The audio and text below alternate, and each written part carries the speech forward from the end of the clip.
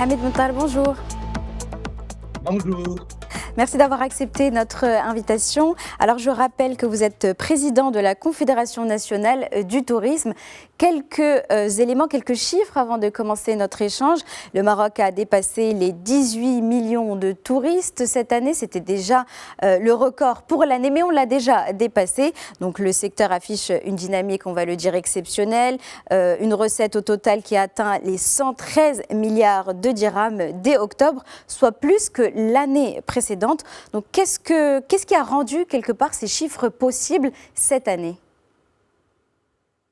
Merci encore pour l'invitation. Cette performance du tourisme marocain n'est pas le fruit du hasard.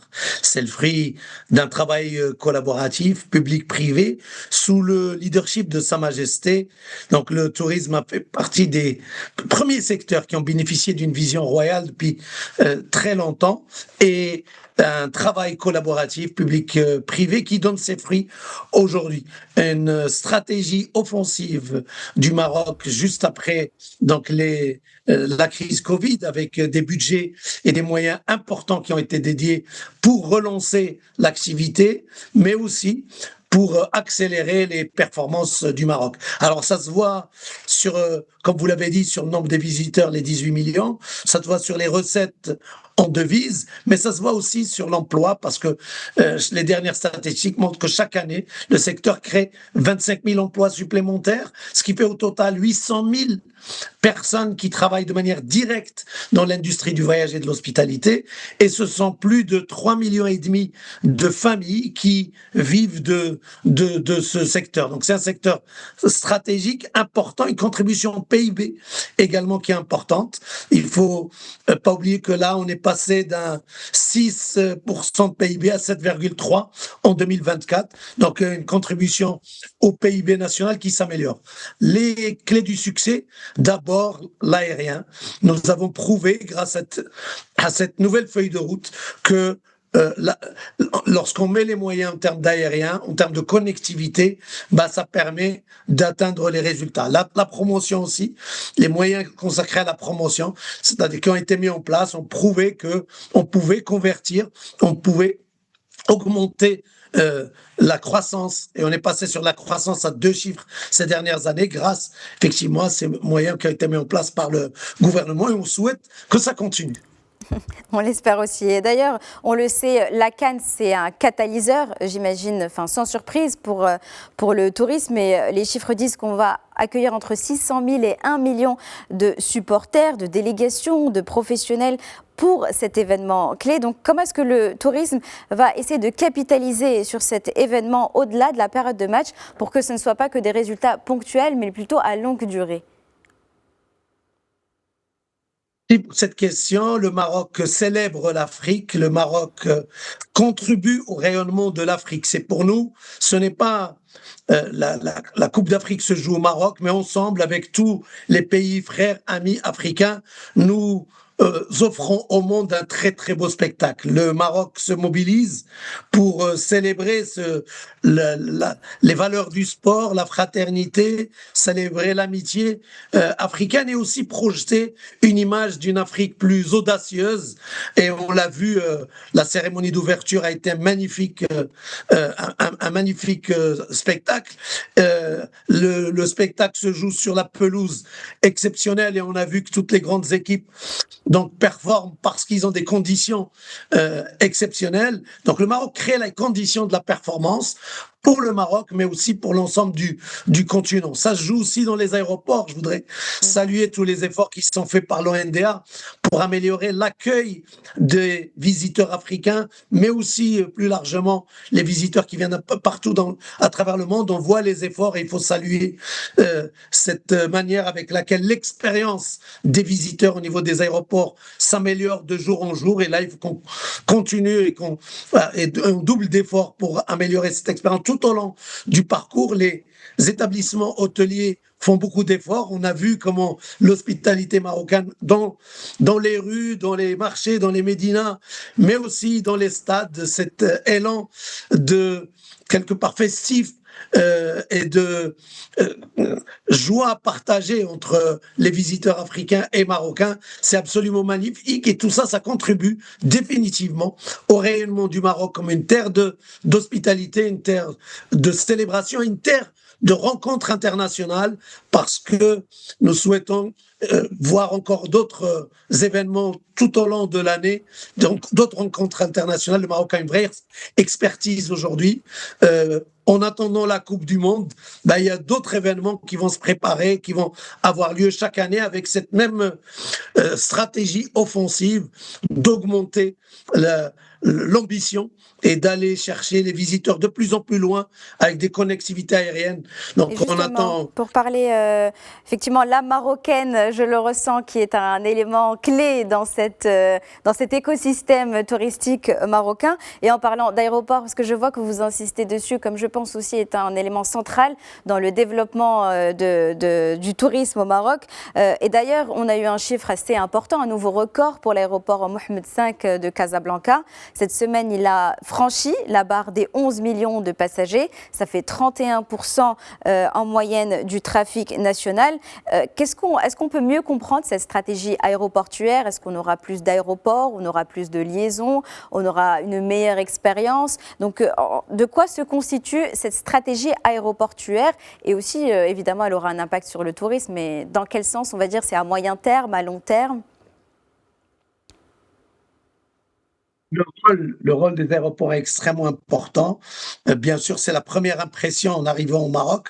Donc, la qualité de l'expérience des passagers, des visiteurs, de nos hôtes est importante. Et on voit ces derniers mois beaucoup d'efforts qui sont faits par l'Office national marocain des aéroports et avec tous les services, que ce soit au niveau des contrôle de la sécurité, des douanes, toutes les équipes qui travaillent à l'aéroport font des efforts et on le voit.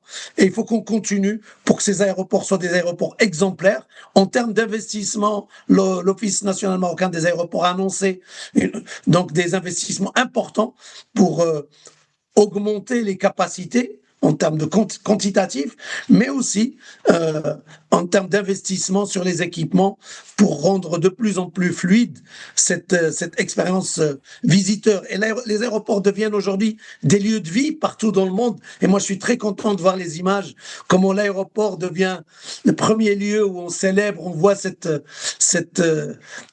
canne et on voit l'ambiance du football qui commence dès l'aéroport, comme on la voit dans les fan zones partout, dans les villes qui reçoivent, mais aussi dans les autres villes du royaume.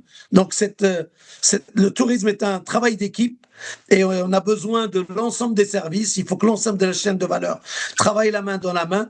À l'image du football, on a besoin d'attaquants qui font la promotion, qui développent les nouvelles lignes aériennes. On a besoin de gens qui s'occupent de l'expérience et de la qualité de la formation, par exemple. C'est un sujet très, très important sur lequel nous devons, là encore, doubler d'efforts parce que on sait qu'on peut faire venir les gens avec de la promotion, mais pour les fidéliser, il faut travailler aussi sur l'excellence de l'hospitalité marocaine, cette hospitalité légendaire que le monde entier connaît, mais qu'on partage très peu au niveau de la formation professionnelle parce qu'elle est très peu définie. Et nous travaillons au niveau de la Confédération nationale du tourisme sur cette thématique de ce patrimoine immatériel marocain que le monde entier connaît et reconnaît et qui a besoin d'être encore plus partagé avec le monde à l'image de ce qu'est en train de faire l'ensemble des citoyens marocains pendant cette CAN. Et d'ailleurs, effectivement, les aéroports, c'est la première rencontre avec le Maroc pour beaucoup. Et effectivement, il faut s'assurer que ce soit une belle rencontre. Après, on le sait, les aéroports sont concentrés dans certaines villes. Les grands aéroports qui accueillent du moins les touristes internationaux, on parle de Casablanca, Rabat, peut-être Tanger, Marrakech. Donc, on sait que les offres touristiques sont beaucoup plus abondantes dans ces territoires-là. Qu'en est-il de ceux qui ne bénéficient pas de cet accès direct à l'arrivée des touristes?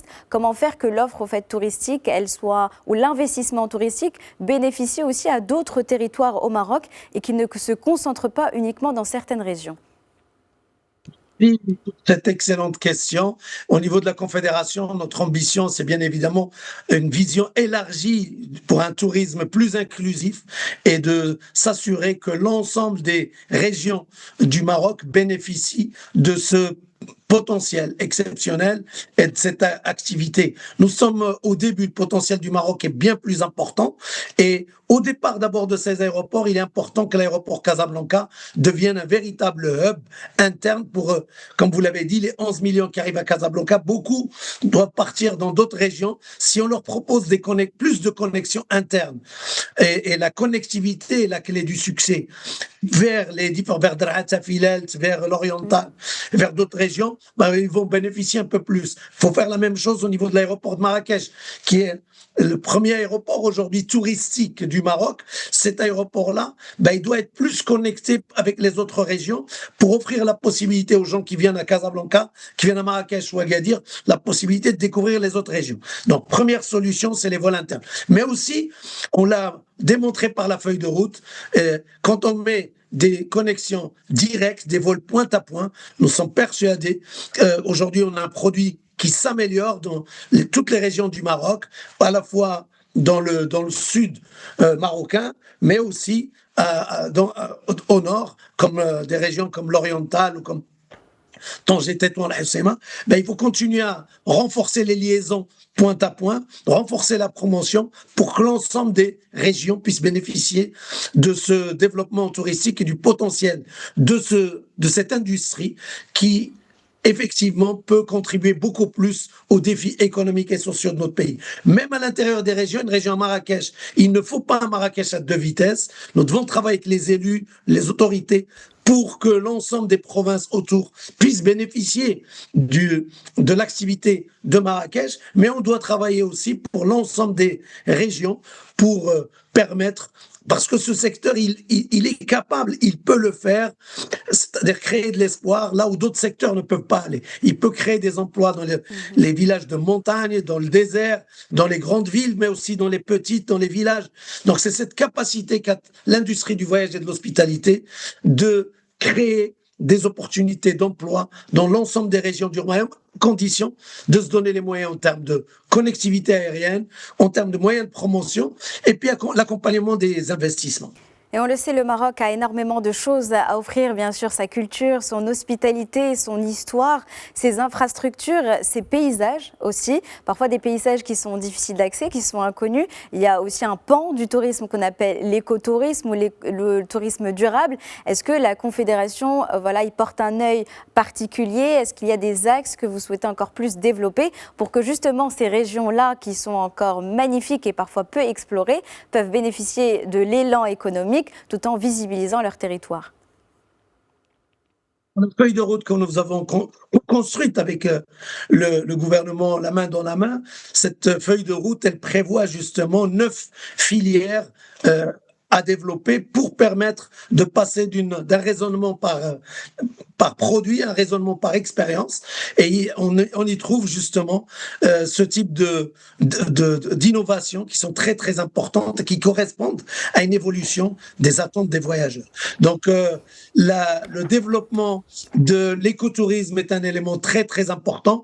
Et là, il y a la banque de projets qui a été mise en place par le ministère du Tourisme qui représente un réservoir d'idées pour inspirer les jeunes et les moins jeunes à lancer des projets. Il y a des mécanismes d'accompagnement pour l'investissement. Il y a la charte d'investissement, la charte pour la PME, mais il y a aussi des programmes comme GoSiaha pour accompagner le développement de ce type de programme. Donc j'invite l'ensemble des régions, des provinces à prendre le temps d'échanger, de partager ces banques de projets, ces solutions de financement. Après, il y a quelques verrous que nous devons travailler, notamment sur les thématiques, dès qu'on va dans le monde rural, des problématiques d'autorisation, des problématiques plutôt des défis administratifs qu'il faut affronter et régler une fois pour toutes, qui permettrait d'accélérer le développement de ce type d'offres touristiques où il y a beaucoup d'acteurs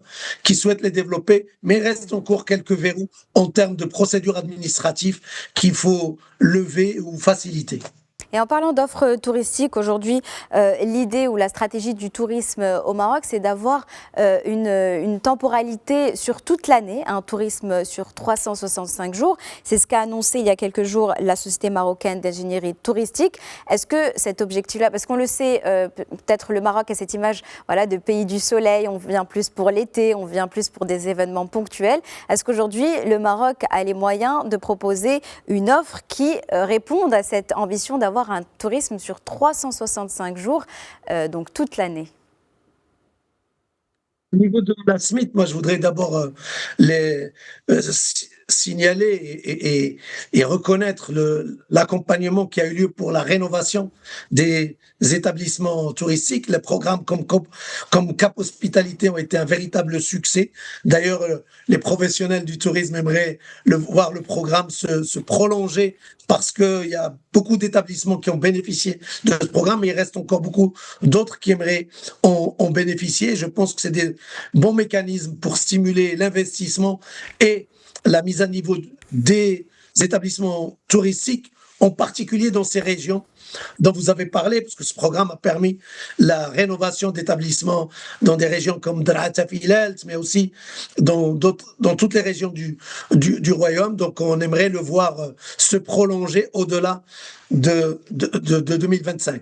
Donc ça, c'est le premier élément. Le défi de la saisonnalité, c'est un sujet important. On s'est réunis il y a quelques jours avec l'Office national marocain du tourisme, l'ensemble des conseils régionaux du tourisme, ainsi que avec les présidents des fédérations, et on a travaillé justement sur un plan pour la désaisonnalité, au moins pour réduire la saisonnalité, parce qu'on sait que certaines régions du Maroc ont un potentiel exceptionnel, mais qui retrouvent de l'activité uniquement, par exemple, pendant la saison d'été. Et on doit trouver des solutions pour les accompagner en termes d'aérien, en termes de promotion, mais aussi en termes de développement de solutions, de produits et d'investissements qui permettent l'élargissement de cette saison. En tout cas, la saisonnalité...